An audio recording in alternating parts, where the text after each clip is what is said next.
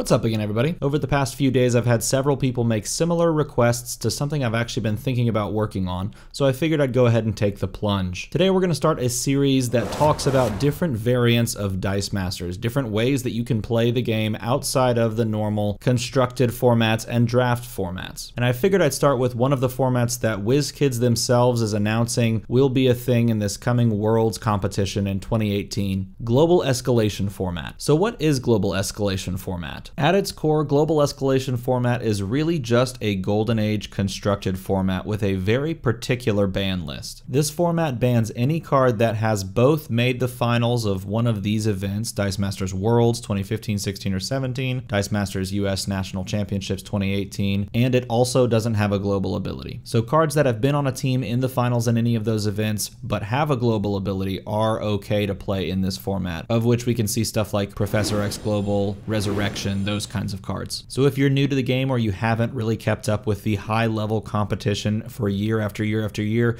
here is a comprehensive list of cards that are banned in this format, and we can take a look and see what cards are left and what cards you want to play in a Golden Age kind of competition without these things being around to stomp you. Going down the list alphabetically, but leaving out the basic actions for its own time, we've got Batman Always Prepared, which is that really cool rare one that makes your opponent reroll all of their stuff in the field. You've got Bat Signal Out of Darkness, the rare one drop that goes along with Attune really well. You've got the Casey Jones Mutant Hunter from way back in the day. You've got Clay Golem Greater and Lesser Construct, both for the Fabricate ability. You've got Constantine Hellblazer, a really powerful old school control piece. You've got all three Cosmic Cubes, both Infinite Possibilities, Beyond Imagination, and the annoying one. You've got Deadpool Jack, you've got Doom Caliber Knight, Skeletal Warrior, you've got Dwarf Wizard, Paragon Zentarum, the good old blanker. You've got Electra, Way of the Stick. You've got Elf Druid, Greater Order of the Gauntlet. Elf Thief, Lesser Harper, the old school Elf Thief that everyone loved running a couple years ago. Green Devil Mask, Lesser Trap from the most recent D&D stuff. Green Goblin Gobby, of course, which is expected to be on this list. You've got Guy Gardner, Blinding Rage, thank the Lord. You've got Half Elf Bard, Master Lords Alliance, also thank goodness. Hulk Green Goliath, I'll miss you Hulk, you are amazing. You've got Human Torch Johnny Storm, Jinzo Trap Destroyer, Kobold Trap Lesser Trap, Lantern Ring limited only by imagination, see you later. You've got the old school Lord of D Dragon Protector, which was such a cool card. You've got Manticore Greater Beast, which looking back it's like, wow, that made the cut on a finals team, that's kind of crazy. You've got Millennium Puzzle, which is a really unknown but really powerful old school card. Miri Riam Beacon in the Dark, which was really good on the Guy Gardner Rush team. Namorita Aquatic Beauty from, I think it was last year's Nationals and Worlds competitions. That was such a fun one to watch. Oracle Master Investigator, Pseudo Dragon Paragon Familiar, Rip Hunter Navigate the Sands of Time, Scarecrow Legion of Doom, Shriek Sonic Beam, so there goes your other blanker that's attached to a character. Now you're left with just some action-based blanking. You've got Solomon Grundy Buried on a Sunday, Spider-Man Web Slinger, the Madam Web before Madam Web existed. Wolverine, formerly Weapon 10, one of my favorite cards ever. Zendala Simber, Destined for Greatness, and the big one, Yanti Pureblood, Epic Humanoid. As for the banned basic action cards, we have Cloud Kill, Improvised Weapon, Investigation, Momentum, and Mysterious Shredder Transport. Those are the only basic actions banned. So that list is a huge mix of cards that are both really good right now, that were really good in yesteryear, and that you may look at and go, wow, that card got played way back in the day? Yes, it did. So looking at that ban list, it's a little bit difficult to kind of parse together teams of what you would like to play, but there are still a ton of really good cards out there, and a ton of really competitive ones as well. And believe it or not, this format has actually been used for a national event for the Central European Nationals of 2018 of this year back in September. So let's get some inspiration from the participants in the event and take a look at some of their big cards, some of their win conditions. So looking at the top 4 teams in the event, first place was taken by a Fix-It team that put a bunch of Fix-It things around Mr. Fix-It and just killed everyone with Fix-It. Second place was a really cool control team that used Raven and Ring of Magnetism and a bunch of other control pieces to just stop things from happening to their board.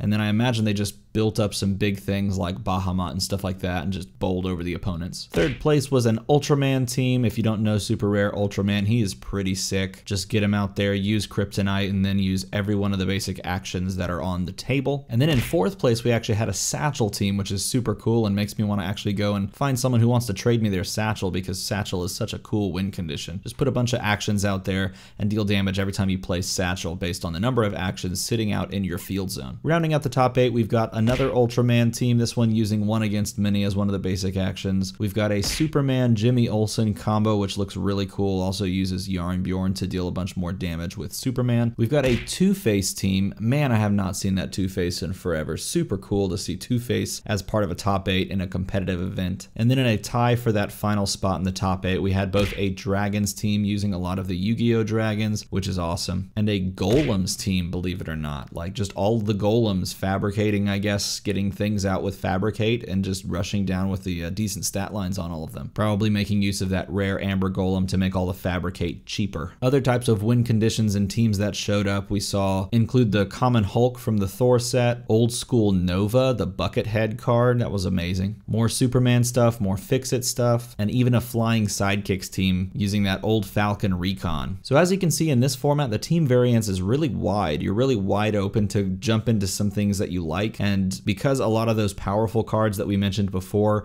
are no longer in this format, you have a lot more space to team build and to use some old school off meta stuff that didn't quite take off or that didn't quite cut it in the top level competition. A very cool format and one that I'd like to mess around with personally. If you're a collector that has a lot of the old school stuff, this is a great format for you. If you have a community around you that has a general pool of a lot of the older stuff, this would be a great format to try and parlay together a bunch of things and a bunch of teams that you could play up against each other. And it looks like WizKids is interested in supporting this format because 1, they came up with it themselves, and 2, they are putting this on the docket at Worlds 2018, or so they say in their article on their website. So what do you guys think about global escalation format? Does that seem cool to you? Let me know of some other formats you'd like to see featured on this series going forward. I've got a few in mind already, stuff like Riddler's Rumble, and even the other option that they were voting for. WizKids had a poll out there for the, I think it was Speed Escalation format. That format sounded really cool. As always, thanks for watching.